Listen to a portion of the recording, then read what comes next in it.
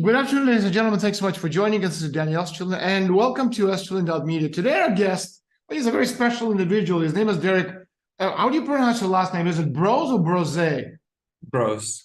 Broze. He's a freelance investigative journalist. He's the author, public speaker, and also documentary filmmaker. Now, Derrick's latest work includes the book on how to opt out of the technocratic state and the pyramid of power docuseries. We're going to be talking about that. It's very, very exciting and interesting. He's also the founder of the Conscious Agora Eco Village based in Mexico. Derrick, thank you so much for joining us. Hey, thank you for having me, Daniel. Thank you for all the work you've done over the years.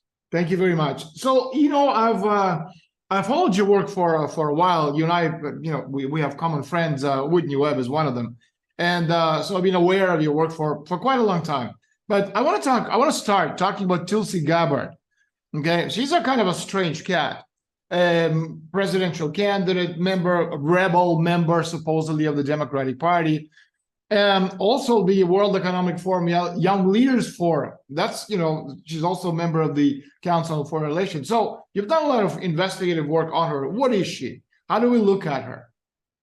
Well, I guess that depends on how you want to look at the glass, right? The people who support her tend to say, well, when she was a young politician, all of the globalists came out to recruit her, the World Economic Forum, the CFR, and her response, and as she told me when I got to interview her a couple of weeks ago, really briefly, was that they were trying to recruit her. She didn't really know much about them, and then later on, she realized, okay, this is somebody I don't want to be associated with. She has no idea why they listed her on their website.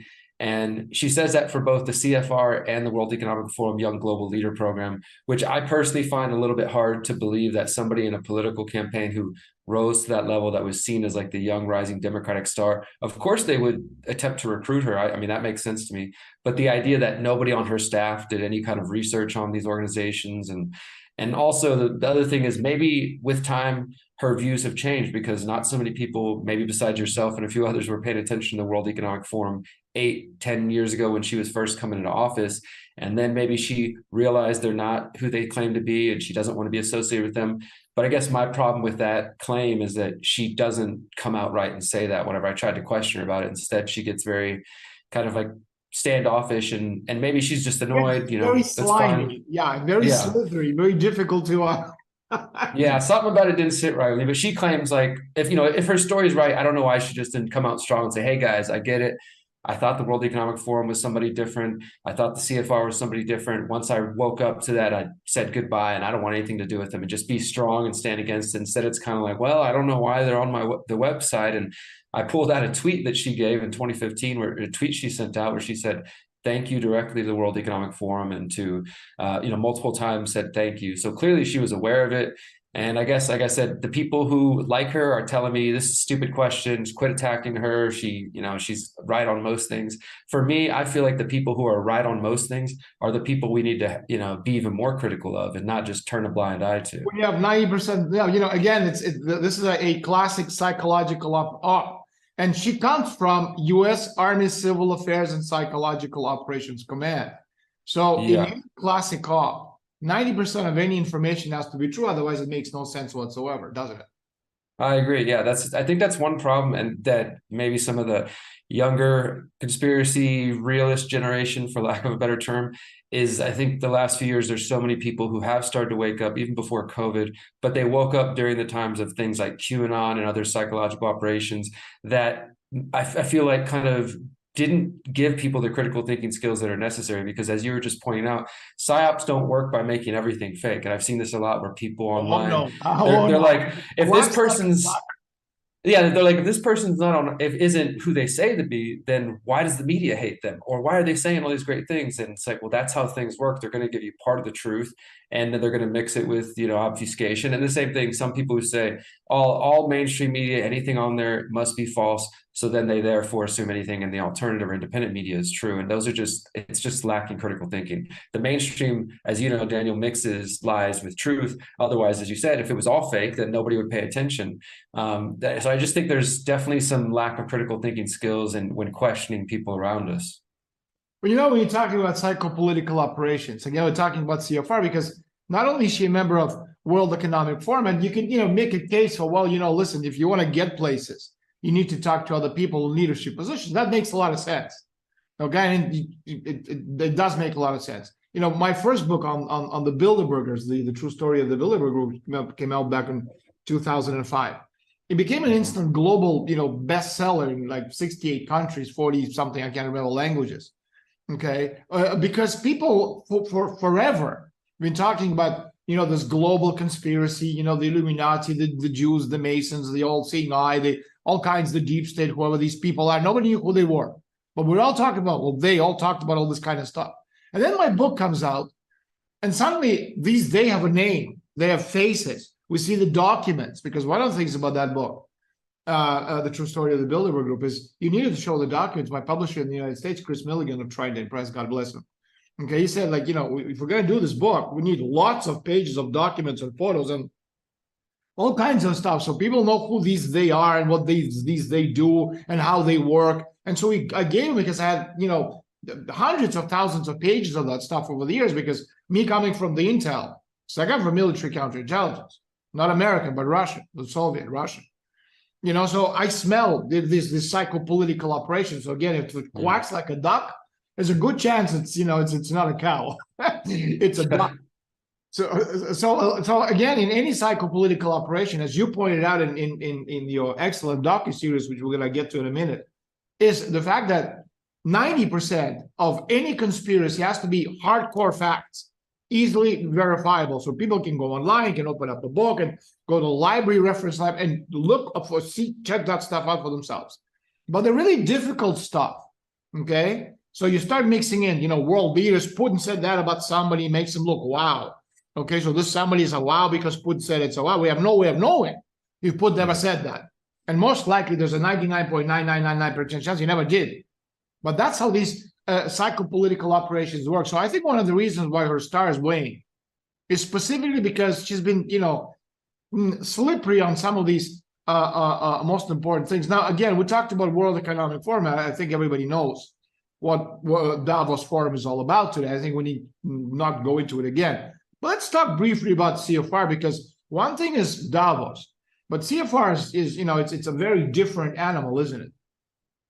Yeah, the CFR, I feel like, is sort of the an earlier incarnation of a similar thing. I mean, obviously not the same goal as the World Economic Forum, but I guess you could place them in that broader category of groups that all have their aim to disrupt national sovereignty one way or the other. And they might present themselves as left-wing, liberal, old school liberal. Really, they're all neoconservatives one way or the other. You know, and some of them are kind of coming from the religious background. Some of them come from more like the CFR, which is more considered connected to the liberal establishment. But ultimately, they've been around guiding policy for decades, as I included in an article I did recently about this Tulsi Gabbard issue. We got people like G. Edward Griffin who've been warning about this going back, you know, decades and decades, right, calling out all the Council on Foreign Relations members who were in the cabinets of the U.S. government and other, which is like everybody, like every president, every cabinet member, you know, every president, Secretary of Defense, Secretary of State, yeah, exactly, yeah. And so they've been around for a lot longer. I think, again, because of that, maybe those who are only familiar with the World Economic Forum don't know the power that a group like the CFR wields. And in my article about Tulsi Gabbard, I actually included two of the more famous clips where one, Hillary Clinton is speaking at the new DC offices a few years back, and she was saying, I'm so grateful now that the CFR is in DC, so I don't have to walk as far to be told what to do. And then you had Dick Cheney, you know, after 9/11, only 6 months after 9/11, kind of speaking at their latest event and saying, thank you, you know, for all the support. I used to be a director. I didn't mention that when I was campaigning, but, you know, I'm still a proud CFR supporter. And so it's clear that they're deeply tied to the U.S.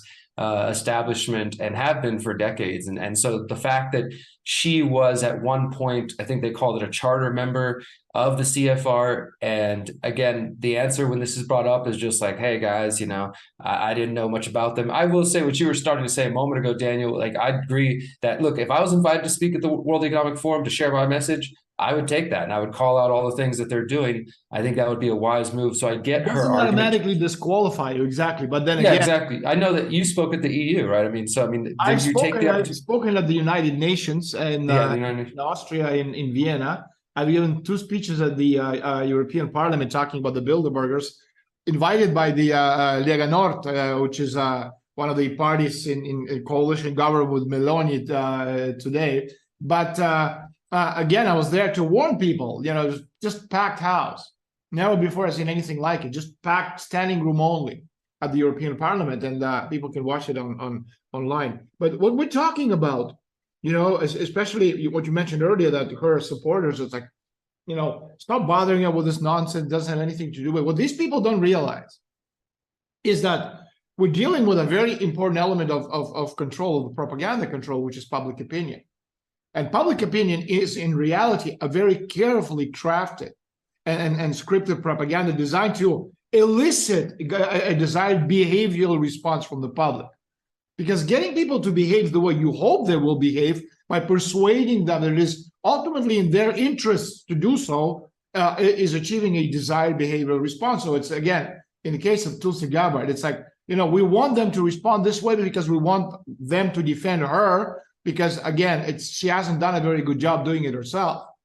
And then we have, of course, public opinion polls, which are literally qualitative studies that investigate the depth of motivation, the feelings, the reactions of selected social groups towards accepting what CFR's planned programs. Because when we're talking about Council on Foreign Relations, we're talking about the Bilderberg Group, a trilateral commission. We're talking brother-sister organizations. And if Bilderberg is an elitist, a former NATO alliance, Western Europe, Canada, United States, then CFR's American version was a trilateral commission, Americas, Europe, Asia, and that's trilateral, which is global, another Rockefeller institution. But that's how these things work. And again, it's what do you think her future is? Do you think she has a chance? Or like now we have a Robert Kennedy Jr. going in there saying, I want to be the president of the United States. What do you think of that?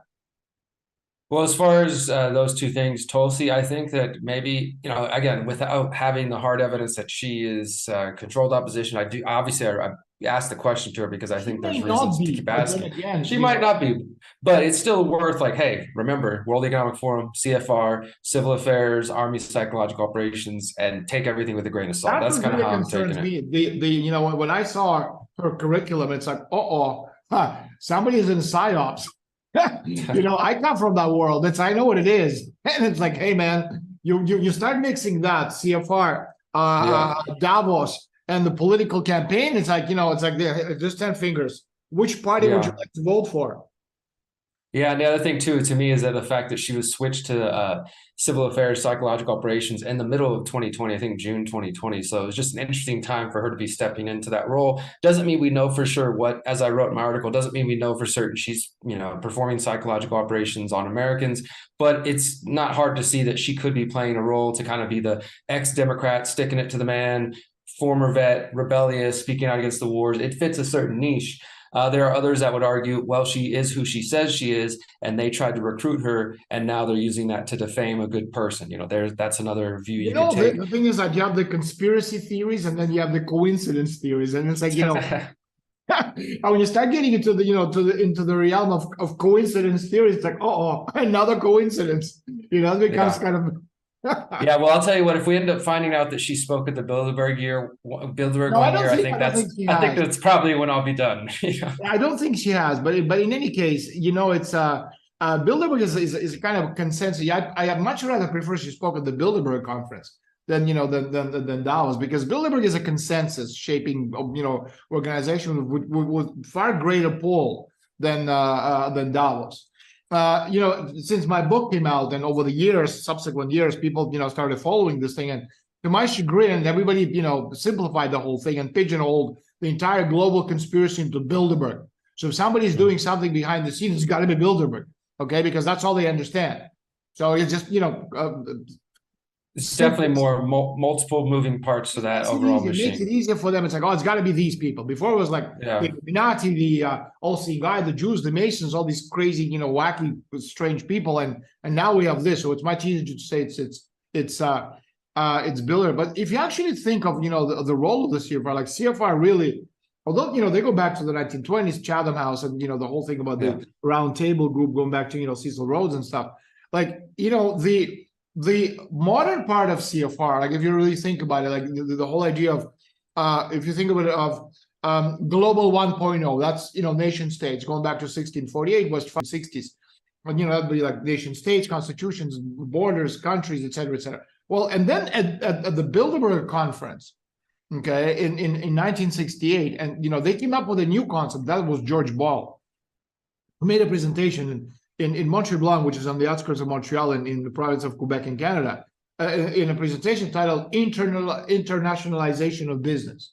Okay, and his speech provided, kind of an insightful glimpse at the group's economic orientation. And Ball was, of course, the Undersecretary for State and Economic Affairs with JFK and Lyndon Johnson, a steering committee member of the Bilderbergers, senior managing director of Lehman Brothers and Cohn Loeb company, et cetera, et cetera. So he's been around.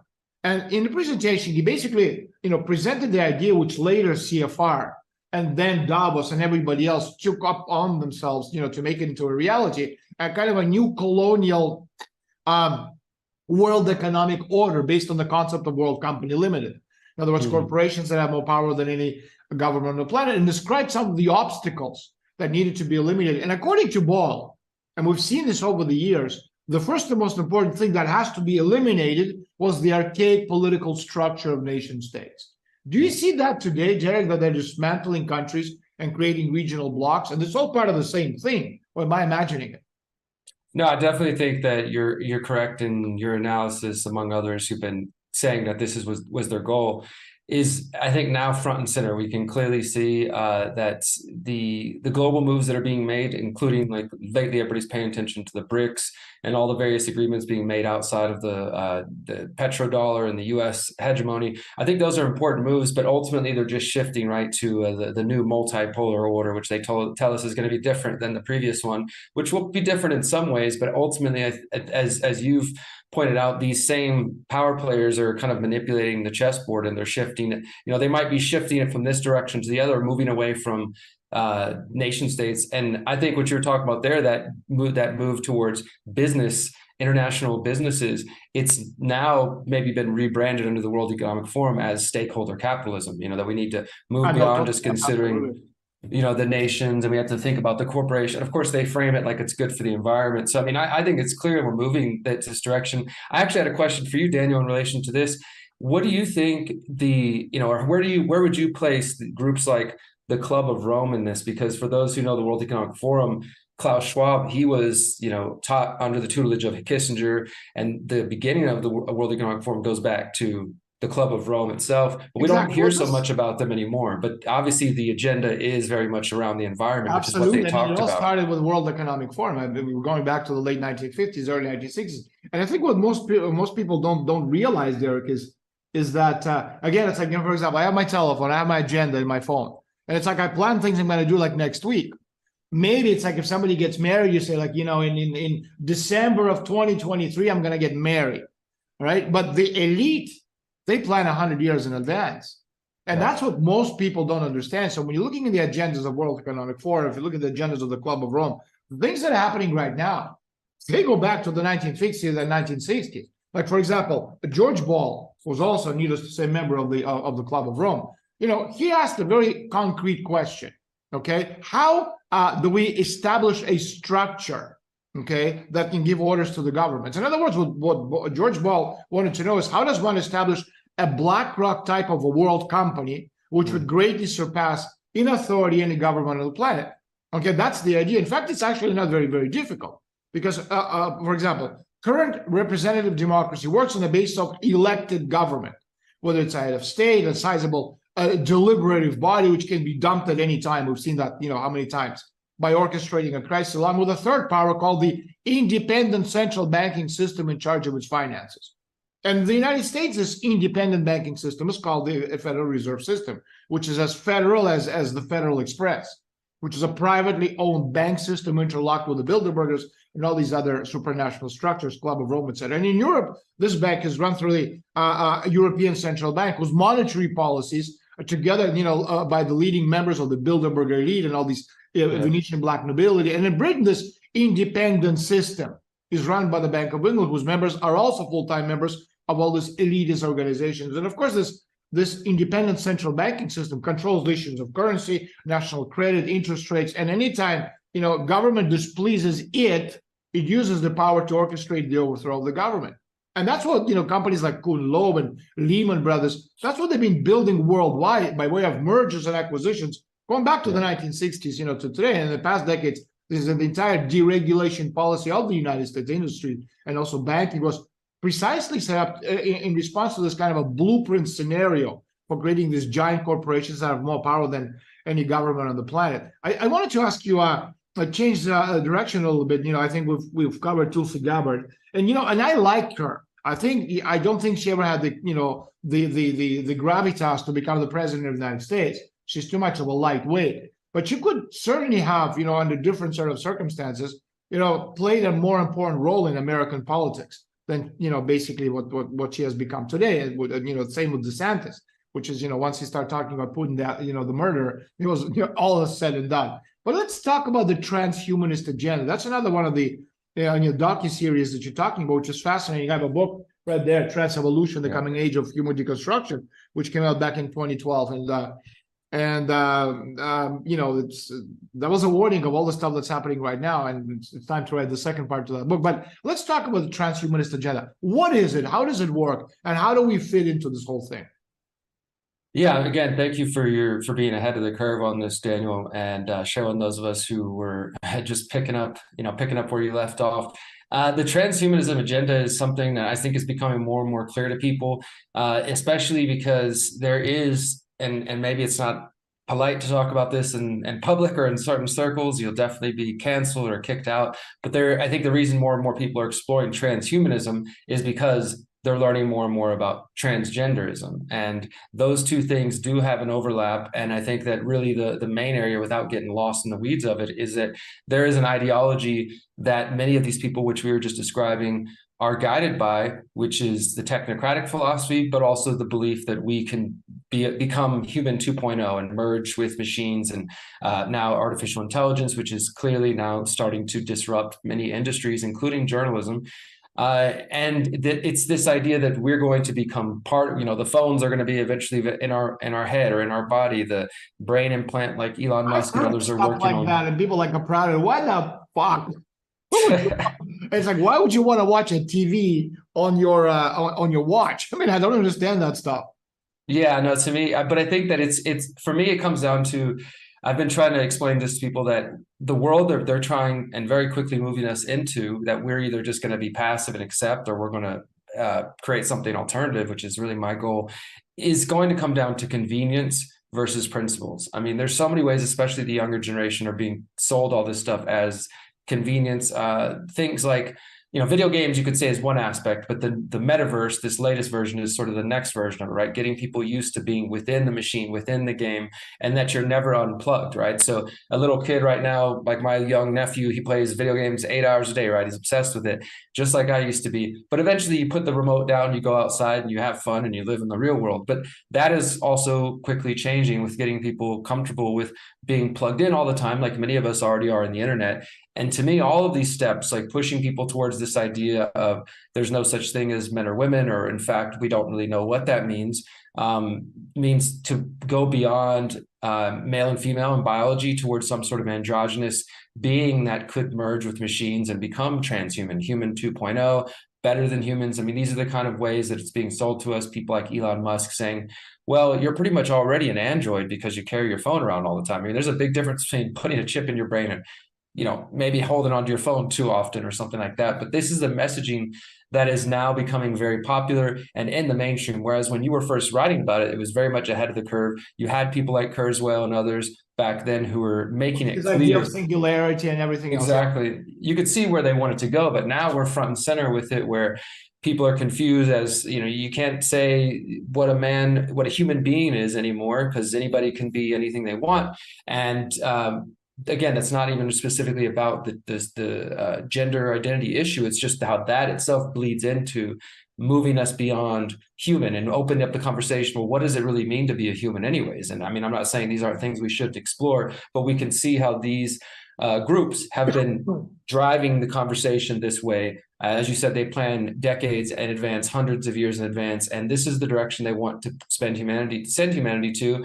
And it really reminds people of things like the Matrix, the Terminator movies, things, the sci-fi movies that, whether they're predictive programming or not, seem to show a potential course that humanity is headed towards. They totally are. There's another aspect of transhumanism I discussed in the past, which is worth analyzing. It's the birth of this new, not even society, but sociality. For example, do robots have to obey human orders?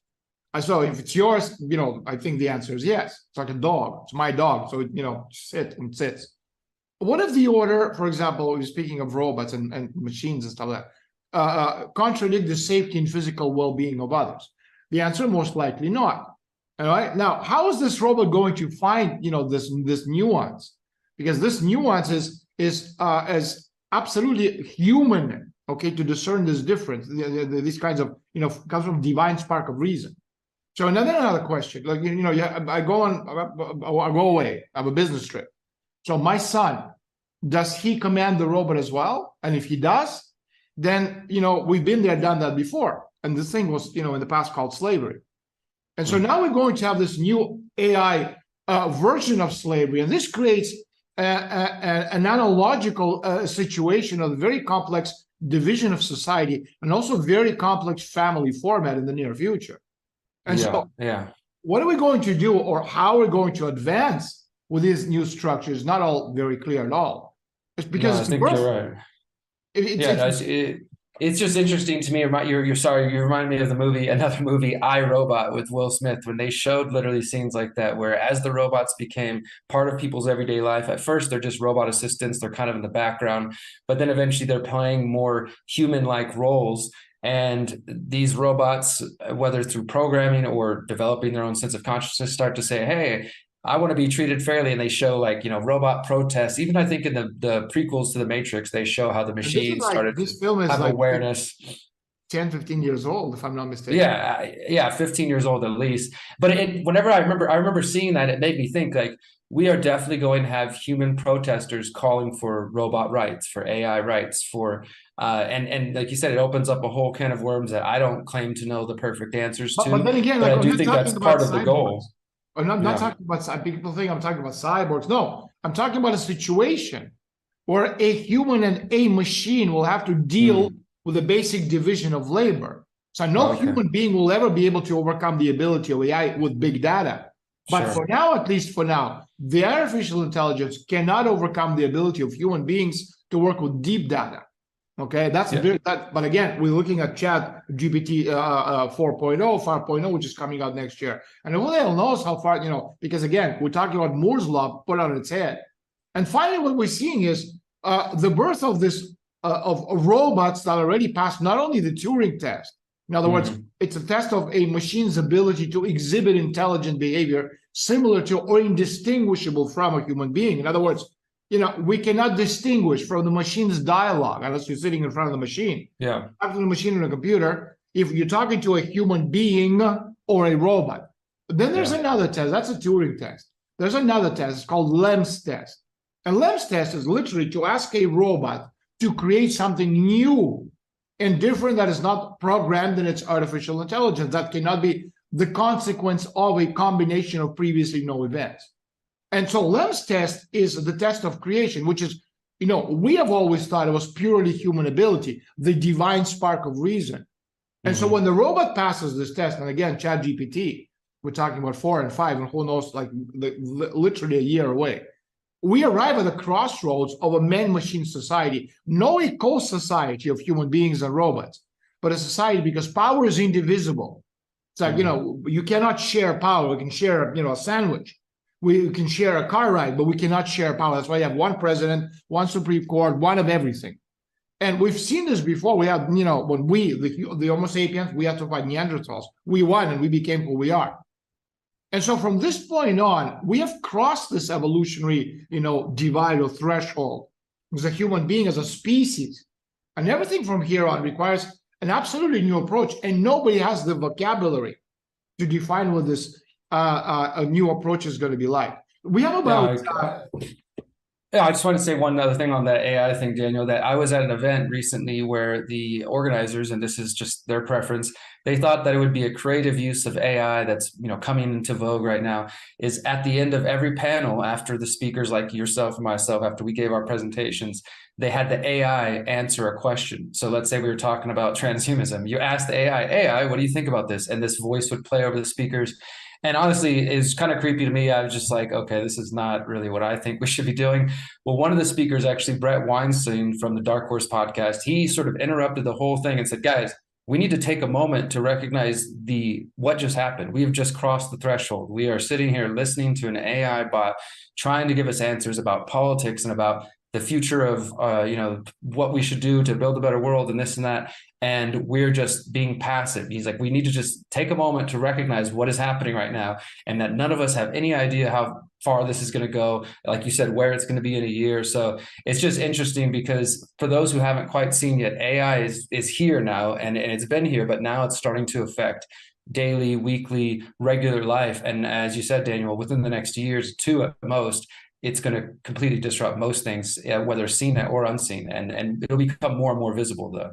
Let's talk about your series, Pyramid of Power, which is a brand new 17-part documentary series focused on answering the question, who rules the world? How did you come up with the idea, and what's in the series?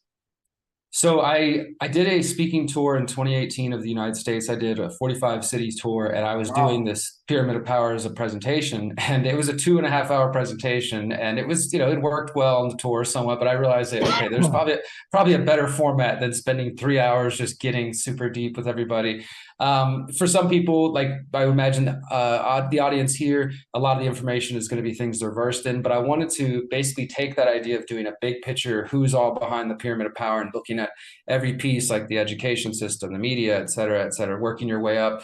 And obviously something like this works better in a documentary format. So I started to write these individual pieces, and it ended up being 17 episodes. We're now working on episode 13. We've released the first 12 at thepyramidofpower.net. And what I aim to do with this series is, I'm really trying to create something that could be for the Netflix, bingeable generation, where you get pulled in and maybe you end up watching all of it, and by the end of it, your whole mind is blown. Because my original goal was each episode being 30 minutes or less, focused on the best pieces of best piece of information out there. So like work you've done, G. Edward Griffin, James Corbett, and others, my own original research as well. But a lot of times I thought, I don't need to recreate the wheel for every episode. There's good documentaries and books that exist already that I can pull from.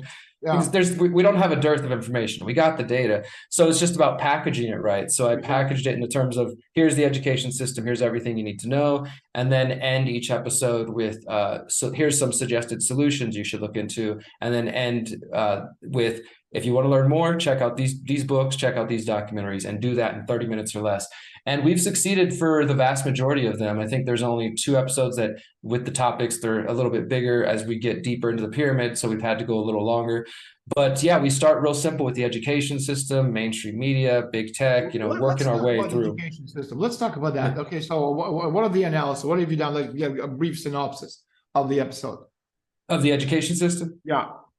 Yeah, well, obviously the Prussian education model being exported from Prussia through the Rockefellers into the United States, into Mexico, Canada, China, all around the world. Obviously, that's the core of it, is the Prussian model being used as a way to create obedient workers who can repeat data, not critical thinkers who are going to challenge the systems and question what's going on around them. I think that's really the crux of it. And then again, using the Rockefellers and those various roundtable groups and their front groups that they create, like the General Education Board, they start spreading this philosophy and this idea as the main way, or the only correct way, to educate your population.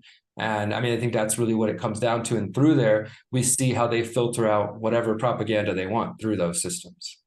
And another section you've done is, of course, the Illuminati. They've played a big role in educating America into what it is today, doesn't it? Yeah, absolutely. And this is where why I'm excited to have you in the documentary series, because there's been parts of, like, let's say the education, the media, where I give the full picture, but I might leave out some details because they're going to be more relevant as we get deeper into the pyramid, right? So for example, I've kind of hinted at, hey, there's some secret societies behind the scenes, roundtable groups, But as we get into this final season, this is where we're really going to go much deeper. My goal is that the people who have watched the first 12 episodes, they're hearing things, okay, I know that, okay, that's something I already knew, but it's packaged well, but also learning things. But my hope is with these last 5 episodes that even seasoned researchers are going to be learning new bits of information that maybe they haven't come across or at least haven't seen in years. And that gets into the secret societies, the false flags, it gets into the pedophilia issue. We're going to get into that's a heavy one. Jesus, pedophilia is the way to do this. Anyway, yeah. It's so I mean, it's maybe not, the conversation to have today, but I, as you know, it is part of the conversation. It's an important part of the way that they blackmail people, and we want to talk about control files, and that's what most people don't understand. Okay, this is a file. I have my banking statements, I have my phone bills, all that kind of stuff here. But this could be easily photographs of American senator, congressman, or whoever congressman for whatever country. Okay, doing lewd acts with little children, and and somebody somewhere has all this information. That's what Jeffrey Epstein and Whitney has done an amazing job in her latest books, which are published by my publisher, Chris Milligan, in the United States, Tri-Day Press.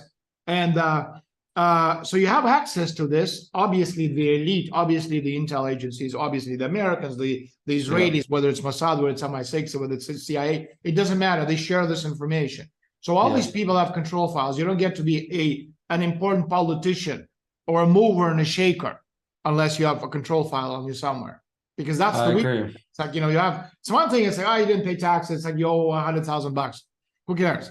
Okay, but it's another thing, it's like, you're sticking things that you shouldn't be sticking little girls, private body parts. And so these control files is what basically makes the entire, satanic structure. And into that we can talk about counterculture, we can talk about Hollywood, we can talk about, mass media influence and everything else. Let me ask you, because we have about it seems like we just started 2 minutes ago, but we've had it for 45 minutes. So, we certainly have enough material to go another 10 hours. Let's very briefly go. One of the things you talk about in the series, in the episodes that I've seen, this whole thing about the counterculture. What is counterculture, and how does it apply to today's world? So the counterculture in the original usage is coming out of the 1950s and 60s, things like the beatnik culture, then of course the hippies, this idea that there was a counterculture to mainstream society, a counter to, I guess, the square, what people might call normie these days, just average Americans kind of minding their own business, following what the government says, paying the taxes. And the counterculture, whether that's the beatniks or hippies and other groups that have come out since then, the idea on the surface is these are people who are different. They have different values, different goals, different aspirations. But of course, we do know that the CIA and other intelligence agencies, like you just mentioned, they have attempted to influence and create and shape and direct the counterculture as well, right? So now you have sort of today's counterculture. At least in recent years, there are some younger people who felt like the counterculture thing to do was to be more conservative, to have families, and to, kind of, it's like this swinging back of the pendulum, rejecting the hippies kind of free love that has been, going on, and be loose with your lifestyle, whatever. Where now people are really thinking, well, maybe I do want to eat right and have a family and get married and have values and ethics. So it's kind of, it just goes in all kinds of directions, but ultimately it is something that can be controlled. In its best case scenario, the counterculture, and then more specifically the counter economy, creating an alternative parallel economy, can be a way out of these mainstream systems that seek what I call slavery systems, which are seeking to enslave us through the digital IDs, digital currency, et cetera, right? I mean, that's, to me, is in its best case scenario, non-CIA controlled counterculture would be a culture that represents the opposite of the world that they're trying to feed us, an opposite of the world that is obedience and would respect individual liberty, bodily autonomy, people's ability to make their own choices, and their ability to trade and exchange outside of the coming slavery systems. I mean, the reason I focus a lot on this, you mentioned my book, Daniel, How to Opt Out of the Technocratic State.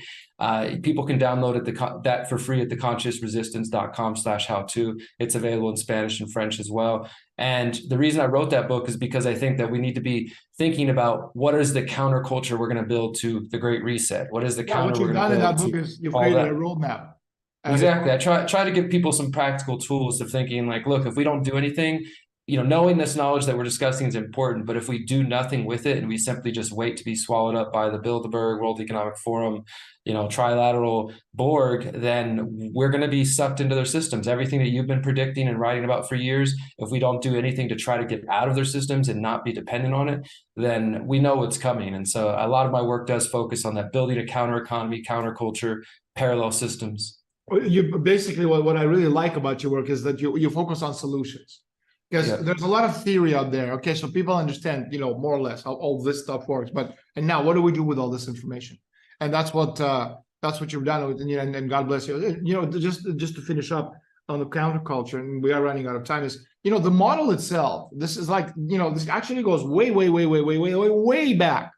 That the counterculture model that the British imposed on the United States. Remember the British invasion in the 1960s of the Beatles and everything else. It's like it was literally an invasion, counterculture invasion. It was based on the pagan ceremonies of ancient Egyptian and Roman empires. That's how far back this thing goes. And these had a history of their own. So the continuity of the cult of Apollo, for example, is important to this point. These are black nobility families. When I talk about Venetian black nobility, these are black nobility families of Rome, whose families and family political traditions trace back to the Roman Republic. If you look at some of the wealthy Italian families, the Agnellis, for example, the owners of the Fiat or the Juventus Football Club, these are Venetian black nobility. Their family roots go back to 12th century. And so the Republic and the empire under which their ancestors lived was in turn controlled by the Rome branch of the cult of Apollo. And that cult was during that time, variously the chief usurper of this debt farming institutions of the Mediterranean region at the time, which is a kind of, again, a political intelligence service. And at the same time, both a cult and a creator of cults. And then, again, historically, from the death of Alexander the Great until the cult of Apollo dissolved itself into the cult of Stoicism, it has created during the 2nd century BC. That's how far back it goes. The base of the cult was Ptolemaic Egypt, which was the cult controlled by Rome. And in Egypt, the cult of Apollo syncretized the cult of Isis and the cult of Osiris as the direct imitation of the Phrygian cult of Dionysus and the Roman imitation, the cult of Bacchus. And that's how far this anti-humanistic Aristotelian ethics system goes. And this is the tradition which the old black Roman families transmit. And when I say black, I don't mean black because they're black. Okay, they're called black Venetian black nobility because of the murderous ways in which they killed people. Okay, and so these Roman families over time became known as the Venetian black nobility, and today their members hold key positions in a lot of these very powerful private organizations. Bilderberg is not a secret society. Okay, if it was secret, we wouldn't even know it exists. It's a very private organization, but these are the people who control the Club of Rome. We talk about Radio Pesci. We talk about the Bilderbergers. We talk about the CFR. We talk about all kinds of these different organizations. Le Cercle in France, the world over, and that's the power behind the throne. And I'm very grateful because again, what you've done in your 17 part docu-series, which you're working on right now, the Pyramid of Power, is certainly God bless you because it helps people understand in a very easy to understand manner, visually how this stuff works. Derrick, we're out of time, but before we go, I want you to tell us how we can follow your work, because again, I want people to know who you are, what you do, read your books, follow your docu-series, and become educated. Thank you, Daniel, for all the work you've done, and I look forward to having you involved. If people want to check out the Pyramid of Power series, thepyramidofpower.net. We have the first 2 seasons translated in Spanish with Spanish audio. The 3rd one's coming soon as well. My main website is theconsciousresistance.com. That's where you can find my books that I mentioned, my articles, videos, podcasts, all this stuff there. I also write with Whitney Webb and Ryan Christian at thelastamericanvagabond.com. And and if you're looking to find other people in your community and you're looking for solutions, I will encourage everybody to check out the Freedom Cell Network at freedomcells.org. That's CELLS.org. It's just a helpful way for you to find people in your community and start building those counter systems we're talking about. Thank you for your time. I appreciate you. Yeah, for some reason, your image is frozen on the screen, but in any case, you were there now. You're back. Okay. Listen, thanks again for being with us. Take care.